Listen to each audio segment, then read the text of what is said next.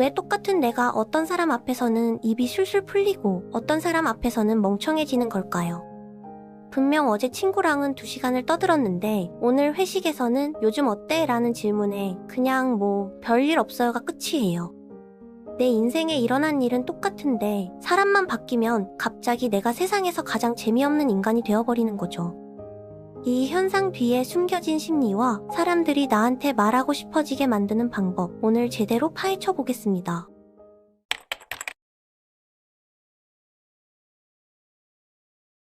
우리는 보통 사람을 평가할 때 저 사람 재밌다, 저 사람 지루하다 이런 식으로 판단하는데요. 사실 이것보다 훨씬 중요한 게 있거든요. 바로 그 사람이 나를 얼마나 재밌는 사람으로 느끼게 해주느냐는 거예요. 똑같은 내가 A 앞에서는 이야기가 콸콸 쏟아지고 B 앞에서는 내가 살아있긴 한 건가 싶을 정도로 할 말이 없어지잖아요. 이건 내가 갑자기 바보가 된 게 아니라 상대방이 만들어내는 분위기가 완전히 다르기 때문인 겁니다. 이게 어떻게 작동하는지 설명해 드릴게요. 우리 뇌는 대화하면서 무의식적으로 엄청난 양의 정보를 처리하거든요. 내가 뭔가를 말했을 때 상대방 눈빛이 어떻게 변하는지, 내 이야기를 얼마나 따라오는지, 내 현실의 어느 부분까지 받아들일 수 있는지, 뭘 말하면 충격받고 뭘 말해도 덤덤하게 넘기는지.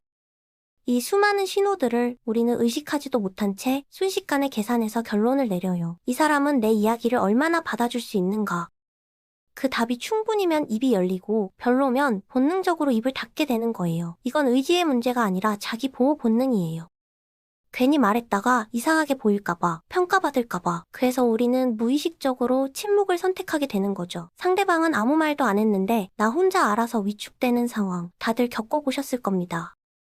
회사에서 자주 보는 장면이 있어요. 팀 미팅에서 신입이 아이디어를 냈는데 팀장이 그게 돼? 한마디 던지는 순간 그 신입은 다음 미팅부터 존재감이 사라져요.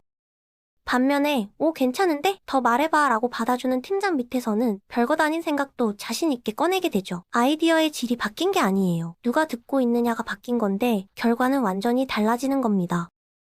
여기서 인간 심리의 핵심적인 부분이 나오거든요. 사람은 기본적으로 자기 자신을 부정할 수 있는 용기를 가진 경우가 극히 드물어요.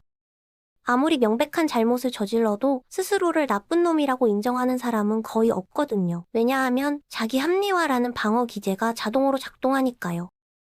이건 나쁜 습관이 아니라 인간의 본성이에요. 자존감과 정신 건강을 지키기 위해 뇌가 알아서 하는 일인 거죠.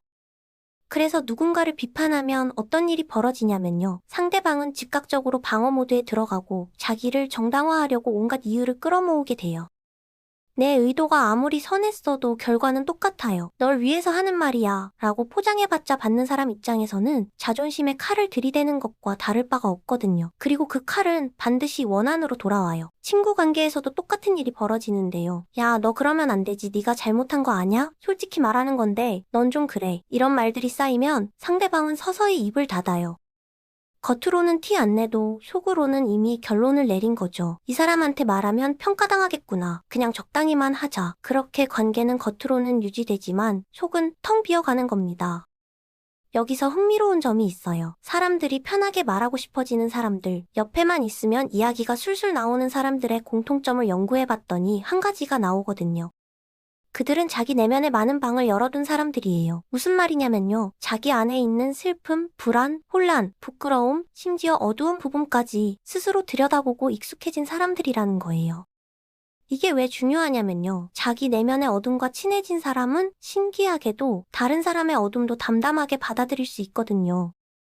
자기가 불안해 본 적 있으니까 상대방의 불안에 놀라지 않고 자기가 실패해 본 적 있으니까 상대방의 실패를 판단하지 않는 거예요. 그 사람이 자기 안에서 탐험했던 곳을 우리도 따라갈 수 있고 그 사람이 스스로에게 많은 이야기를 했기 때문에 우리도 그 사람에게 이야기하고 싶어지는 거죠. 반대로 자기 내면을 들여다본 적 없는 사람 옆에서는 뭔가를 말하기가 꺼려져요. 왜냐하면 그 사람이 받아들일 수 있는 범위가 좁다는 게 무의식적으로 느껴지거든요. 내가 약간이라도 복잡한 감정을 꺼내면 당황하거나 판단할 것 같은 느낌. 그래서 그냥 날씨 얘기나 가벼운 농담만 하게 되는 거예요. 대화는 하는데 진짜 이야기는 안 하게 되는 거죠. 실제로 이런 경험 많이 하잖아요. 어떤 친구한테는 연애 고민부터 가족 문제까지 다 털어놓을 수 있는데 어떤 친구한테는 5년을 알고 지내도 취미 이야기가 고작인 경우요. 후자의 친구가 나쁜 사람인 건 아닌데 그냥 뭔가 깊은 이야기를 꺼내기가 어려운 거예요. 그 친구가 그런 이야기를 안전하게 받아줄 수 있을 거라는 확신이 안 드니까요. 그러면 어떻게 해야 사람들이 나한테 편하게 말하고 싶어지는 사람이 될 수 있을까요? 답은 밖에 있지 않고 안에 있어요. 내 안의 문을 많이 여는 겁니다. 내 심리의 여러 방들을 직접 돌아다녀 보는 거예요. 솔직히 이건 쉬운 일이 아니에요. 왜냐하면 우리 마음속 어떤 방들에는 진짜 무서운 것들이 들어있거든요. 과거의 상처, 인정하기 싫은 약점, 숨기고 싶은 실패들, 평생 안 열고 싶은 방들이 있잖아요.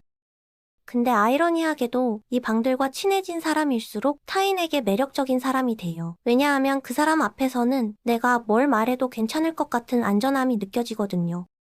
내 복잡하고 어두운 부분을 꺼내도 놀라거나 판단하지 않을 것 같은 신뢰, 그게 사람을 끌어당기는 거예요. 말을 잘하는 것도 아니고 재밌는 이야기를 많이 아는 것도 아니에요. 그냥 그 사람 옆에 있으면 편하다는 느낌, 이게 핵심인 겁니다. 그래서 진짜 인간관계를 잘하고 싶으면요. 남을 어떻게 대할지 연구하기 전에 나를 먼저 알아야 해요. 내 안에 어떤 감정들이 있는지, 내가 뭘 두려워하는지, 어떤 상처를 숨기고 있는지, 이걸 들여다보고 받아들인 사람은 자연스럽게 다른 사람의 그런 부분도 받아들일 수 있게 되거든요. 내가 나한테 많은 이야기를 했을 때 비로소 다른 사람들도 나한테 이야기하고 싶어지는 거예요. 한 가지 더 중요한 게 있어요. 비판과 조언의 차이를 아는 것인데요. 우리는 종종 비판을 조언이라고 포장하거든요.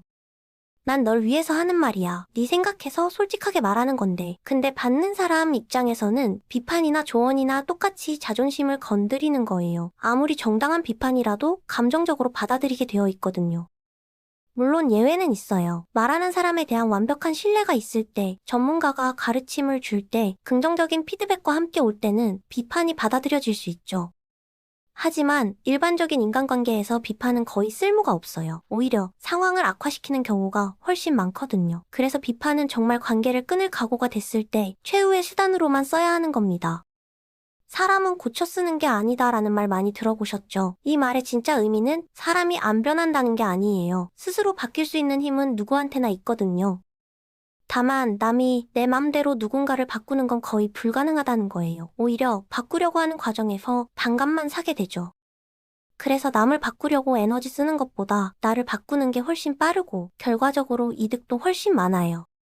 생각해보면 남을 비판하는 건 누구나 할 수 있는 일이에요. 진짜 어려운 건 이해하고 받아들이는 거거든요. 상대방이 왜 그런 행동을 했는지, 어떤 상황에서 그런 선택을 하게 됐는지 생각해보는 거예요. 이런 태도가 비판보다 훨씬 유익하고 관계도 깊어지게 만들어요. 물론 이건 엄청난 자제력이 필요한 일이에요. 당장 한마디 하고 싶은 걸 참아야 하니까요. 결국 핵심은 이거예요. 다른 사람들이 내 옆에서 편하게 이야기하고 싶어지게 만들려면 먼저 내가 나 자신에게 충분히 많은 이야기를 해야 해요. 내 내면을 탐험하고 어두운 부분도 인정하고 복잡한 감정들과 친해지는 거죠. 그러면 자연스럽게 다른 사람들의 그런 부분도 편하게 받아들일 수 있게 되고 그 안전함을 느낀 사람들은 나한테 마음을 열게 돼요. 남을 비판하거나 바꾸려고 하기보다 나를 먼저 들여다보는 것. 어쩌면 이게 인간관계에서 가장 확실하고 빠른 방법일지도 모르겠습니다.